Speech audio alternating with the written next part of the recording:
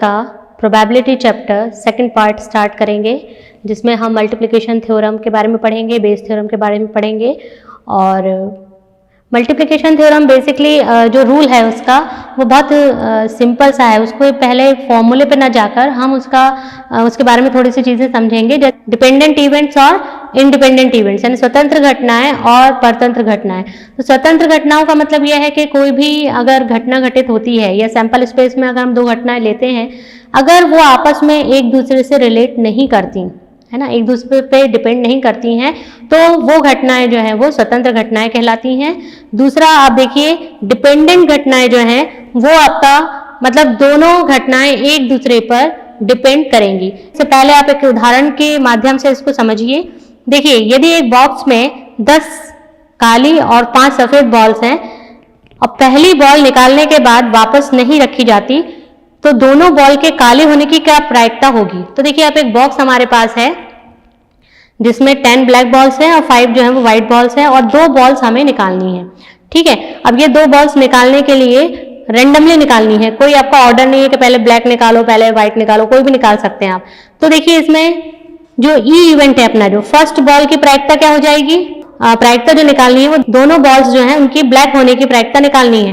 तो देखिए, first ball की प्रायिकता हो जाएगी हमारे पास 10/15, और सेकंड बॉल की प्रायिकता जो है वो बेसिकली डायरेक्ट प्रायिकता नहीं निकलेगी। सेकंड बॉल निकालने से पहले आप इवेंट ई जो है, यानी एक बॉल आप निकाल चुके हैं ऑलरेडी, तो एक इवेंट तो हो चुका है, मतलब ये कंडीशनल प्रोबेबिलिटी है। देखिए, प्रोबेबिलिटी ऑफ F/E है ये, तो प्रोबेबिलिटी ऑफ F/E जो है वो हमारे पास आ जाएगी 9/14। अब हमको ये देखना है कि probability of E intersection F कितना होता है, तो ये हो जाएगा probability of E into probability of F/E। जो कंडीशनल प्रोबेबिलिटी का फॉर्मूला होता है वही हमने यहाँ पे अप्लाई किया है। तो ये आ जाएगा आपके पास 10/15 इंटू 9/14 इज इक्वल टू 3/7। तो ये जो है, ये जो रूल है बेसिकली जो हमने देखा, E intersection F equal to probability of E into probability of F/E, ये मल्टीप्लिकेशन रूल हमारे पास 2 घटनाओं के लिए है। अगर हमारे पास 2 से अधिक घटनाएं हैं तो उसके लिए भी मल्टीप्लिकेशन रूल हम अप्लाई कर सकते हैं। ये देखिए, ये नीचे दिया जा रहा है, इसमें probability of E intersection F intersection G equals to probability of E। अब देखिए, जिस ऑर्डर में हमारे पास यहाँ नंबर है EFG, उसी ऑर्डर में इसको ओपन करेंगे। तो थोड़ा सा आप इसको याद भी रख सकते हैं कि सबसे पहले हमने प्रोबेबिलिटी ऑफ E लिया, फिर मल्टीप्लिकेशन में हमारे पास सेकंड प्लेस पर F है, तो F/E, क्योंकि E ऑलरेडी हो चुका है, तो देखिए आप F/E आ गया। उसके बाद देखिए प्रोबेबिलिटी ऑफ G, थर्ड वाला G/E इंटरसेक्शन F। क्यों? क्योंकि E और F दोनों ही इवेंट जो है वो हो चुके हैं, तो E इंटरसेक्शन F नीचे आ जाएगा और प्रोबेबिलिटी ऑफ G आ गया। तो ये फॉर्मूले से आप निकाल सकते हैं। अब ये फॉर्मूला आया कैसे, ये हम देखते हैं।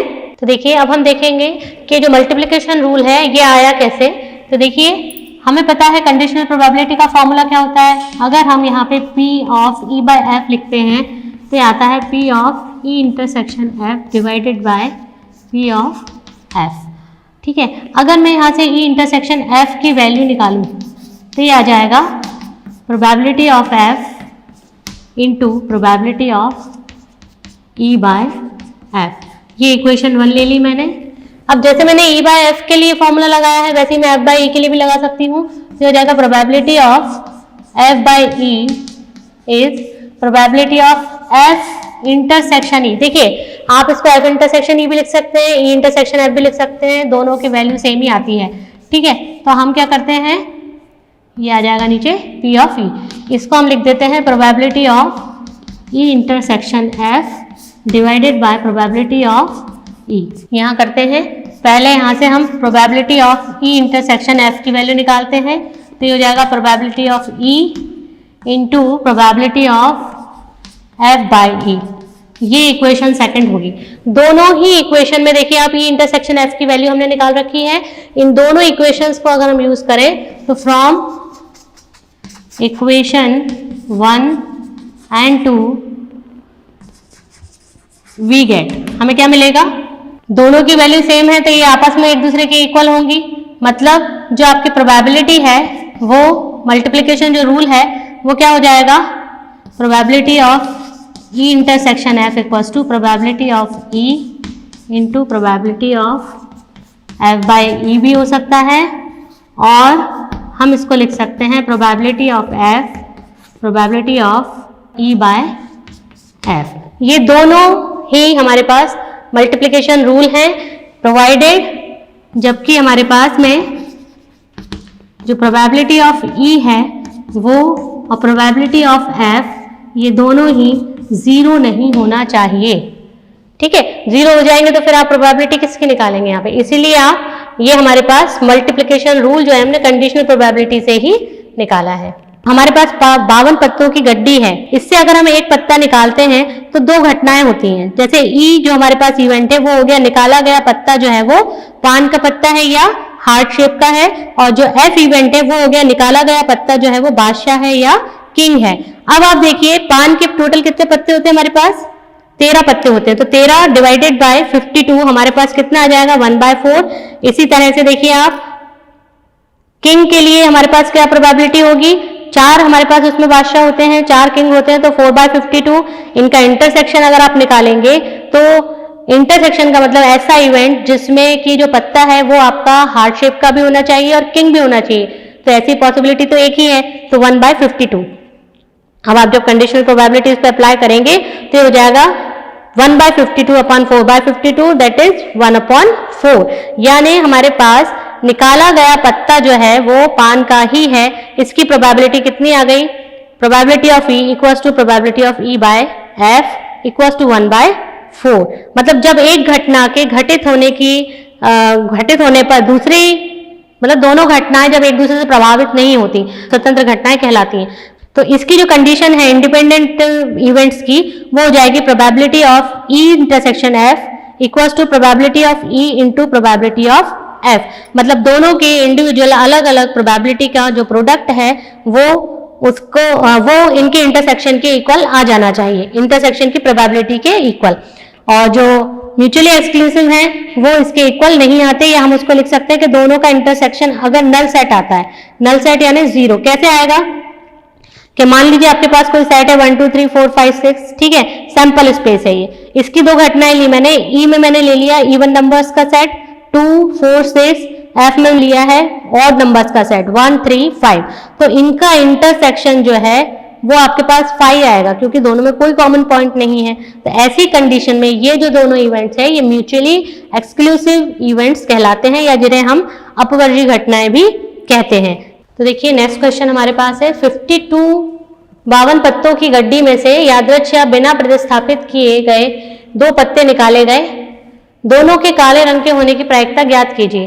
तो देखिए इसमें हमें क्या करना है कि 52 पत्तों की गड्डी है और रेंडमली उसमें से हम 2 कार्ड्स निकालते हैं, और 2 कार्ड्स निकालने पर बिना प्रतिस्थापित यानी विदाउट रिप्लेसमेंट, यानी जो कार्ड आपने एक बार निकाल लिया है उसको आप दोबारा उसमें नहीं रखेंगे, ठीक है।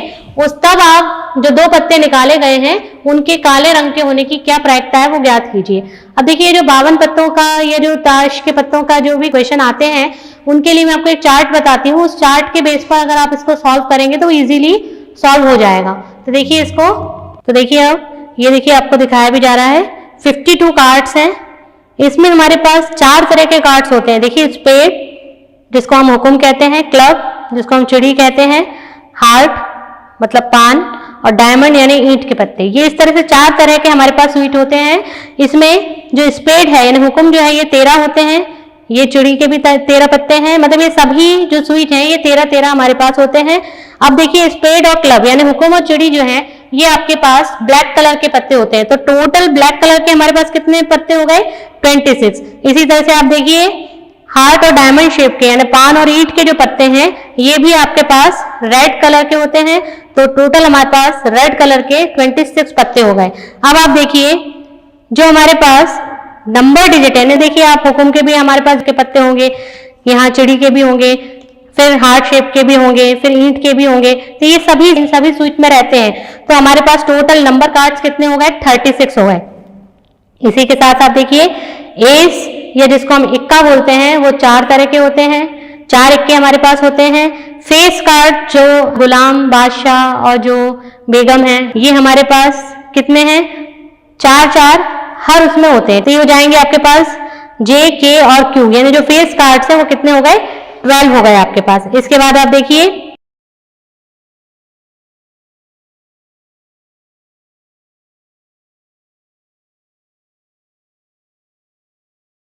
तो देखिए अब हम देखते हैं कि यहाँ हम इसकी प्रायिकता कैसे निकालेंगे। तो देखिए दोनों पत्तों के काले रंग के होने की प्रायिकता। तो आप देखिए 52 पत्ते हैं टोटल हमारे पास,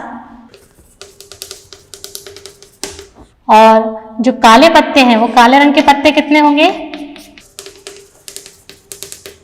टोटल 26। अभी हमने चार्ट में देखा 26 टोटल काले रंग के पत्ते हैं। तो जब आप पहले पत्ते को निकालेंगे तो ये आ जाएगा 26/52, और यहाँ पे आप देखिए बिना प्रतिस्थापित किए, मतलब जब आपने एक पत्ता निकाल लिया है तो आप वापस उस पत्ते को वापस नहीं रखेंगे। तो आपके पास टोटल कितने हो गए यहाँ पे पत्तों की संख्या इंटू यहाँ पे आ जाएगा 26 में से 25 ही बचे, मतलब अब आपके पास दूसरा पत्ता निकालना है तो इसकी प्रायिकता 25/51 हो जाएगी, क्योंकि एक पत्ता कम हो चुका है। तो देखिए बिना प्रतिस्थापित किए हमें प्रायिकता निकालनी है, बिना प्रतिस्थापित किए दो पत्तों की। तो ये इस तरह से आप निकाल लेंगे, इसको सॉल्व करेंगे तो आपका आंसर आ जाएगा। तो देखिए इसका आंसर आएगा हमारे पास 25/102। इसमें एक कंडीशन और है, मान लीजिए अगर यहाँ पे जैसे बिना प्रतिस्थापित किए बताया गया है, अगर प्रतिस्थापन हो रहा होता, मतलब अगर रिपीटेशन होता है ना, तो क्या होता कि ये एक्स्ट्रा है, ठीक है, जो आपको बता रही हूं मैं, ये आपको इस क्वेश्चन में पूछा नहीं गया है, पर आप दोनों कंडीशन इसमें समझ लीजिए। तो पहला पत्ता जब आप निकालते हैं तो हमारे पास प्रोबेबिलिटी हो जाती है 26/52 इंटू दूसरा पत्ता निकालने के भी 26/52। क्यों? क्योंकि हमने वो पत्ता अगेन उसमें डाल दिया है, और जब हमने वो कार्ड उसमें डाल दिया है तो हमारे पास अगेन जो प्रोबेबिलिटी है वो 26/52 ही होगी। तो आप इसको सॉल्व करेंगे तो विद रिप्लेसमेंट की कंडीशन में हमारे पास इस तरह से ये जो सॉल्यूशन है वो हम करते हैं। विद रिप्लेसमेंट या प्रतिस्थापन करते हुए अगर हम ये प्रायिकता निकालेंगे तो हमारे पास इस तरह से सॉल्व होती है, ठीक है। बाकी क्वेश्चन में आपसे ये पूछा गया था बिना प्रतिस्थापन के, तो आंसर हमारा ये है। देखिए नेक्स्ट क्वेश्चन हमारे पास है, एक न्याय सिक्के, न्याय मतलब फेयर, फेयर कॉइन का मतलब होता है कि जैसे कई बार हम देखते हैं कि अगर हेड और टेल है तो वो क्लियरली उस पर शो नहीं होता कि हेड है कि टेल है, ठीक है। तो क्लियरली हेड और टेल शो होना चाहिए, उसको हम फेयर सिक्का या फेयर कॉइन बोलते हैं। दूसरा अभिन्नत यानी अनबायस्ड पासे, मतलब अनबायस्ड डाइस जो है उसका मतलब यह है कि इसमें हर नंबर क्लियरली शो होना चाहिए, किसी तरह का कोई उसमें डिफेक्ट नहीं होना चाहिए, है ना।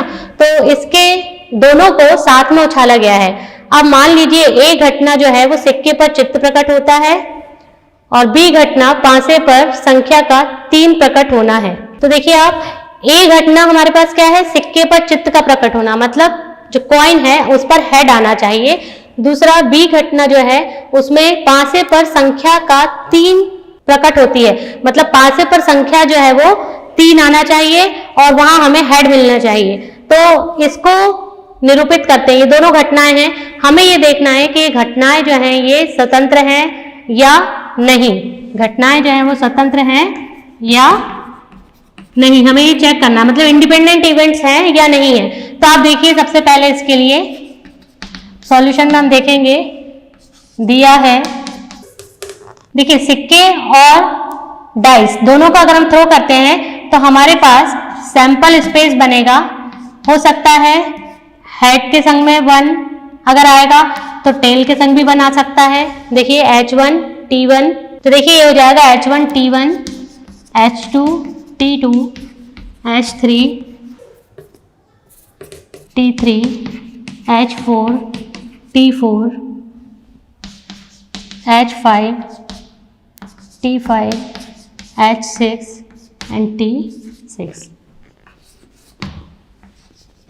तो देखिए आप, हमारे पास जो सैंपल स्पेस बनेगा उसमें हो सकता है कि हेड के संग 1 आ जाए और टेल के साथ भी 1 आ सकता है। तो सैंपल स्पेस में तो ये कंप्लीट पॉइंट्स रहेंगे आपके, ठीक है। तो टोटल पॉइंट्स कितने हो गए हमारे पास, 12 हमारे पास टोटल सैंपल पॉइंट्स हैं। अब हम देखते हैं घटना ए।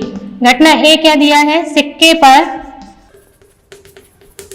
चित्त या जिसको हम बोलते हैं हेड प्रकट होता है। तो देखिए हेड प्रकट होता है अगर सिक्के पर तो कौन कौन से हमारे पास घटनाएं हैं, ये ऐसे कौन से आउटकम है, 1 2 3 4 5 एंड 6। तो हम यहाँ पे इसके लिए अगर प्रोबेबिलिटी निकालें तो ये हो जाएगा प्रोबेबिलिटी ऑफ ए कितना, 6/12। ठीक है, हेड प्रकट होने की प्रोबेबिलिटी हो जाएगी 6/12। इसी के साथ आप देखिए जो बी घटना है उसमें संख्या 3 प्रकट होती है। तो पांसे या जिसको हम डाइस बोलते हैं पर संख्या 3 का प्रकट होना। ठीक है, 3 का प्रकट होना। अब पांसे पर संख्या 3 का प्रकट होना, तो 3 कहाँ कहाँ प्रकट हो रहा है, देखिए अब ये H3 में आ रहा है, इसमें आ रहा है, मतलब 2 ही आउटकम हमारे पास ऐसे हैं जिसमें 3 हमारे पास आ रहा है। तो प्रोबेबिलिटी ऑफ बी हमारे पास हो जाएगी 2/12। ठीक है, ये 2 ही आउटकम है। इसके बाद हम निकालेंगे probability of A intersection B. A intersection B का मतलब सिक्के पर हेड आए और डाइस पर 3 आए। तो ऐसी पॉसिबिलिटी या ऐसा आउटकम हमें कहाँ मिल रहा है, आप देखिए H3, यहाँ देखिए आप हेड भी आ रहा है और 3 नंबर भी आ रहा है। तो हमारे पास इसका इंटरसेक्शन आ गया 1/12, इसका इंटरसेक्शन आ गया है। ठीक है, अब आप देखिए हमें ये देखना है कि ये दोनों घटनाएं स्वतंत्र हैं या नहीं, कौन सी, ए और बी। तो उसके लिए हमें पता है कि कंडीशन क्या होती है, कंडीशन होती है कि probability of A intersection B को किसके इक्वल होना चाहिए, दोनों के इक्वल, दोनों के इंडिविजुअल अलग अलग प्रोबेबिलिटी के प्रोडक्ट के इक्वल होना चाहिए। तो यहाँ पे आएगा 6/10 और ये हो जाएगा 1/6। 6 से 6 कैंसिल होगा और ये देखिए हमारे पास LHS जो है वो RHS के इक्वल आ गया है। इसका मतलब कि आपके जो इवेंट्स हैं वो कैसे हैं, इंडिपेंडेंट हैं या स्वतंत्र घटनाएं हैं। ये देखिए ये आपका आंसर आ गया है। तो देखिए बच्चों, आज हम लोगों ने सीखा कि मल्टीप्लिकेशन रूल किस तरह से अप्लाई करते हैं हम प्रोबेबिलिटी के क्वेश्चन सॉल्व करने के लिए, और बहुत इजीली जो है क्वेश्चन सॉल्व हो जाते हैं। फॉर्मूला ज़रूर हमें देखने में थोड़ा ऐसा लगता है कि बहुत डिफिकल्ट है, बट लेकिन उसको करने का तरीका जो है वो बहुत सिंपल ही रहता है। तो मल्टीप्लिकेशन रूल के पे बेस्ड हमने क्वेश्चन आज यहाँ सॉल्व किए हैं और ये आपके होमवर्क क्वेश्चन हैं, इन्हें आप सॉल्व कीजिए। Thank you so much.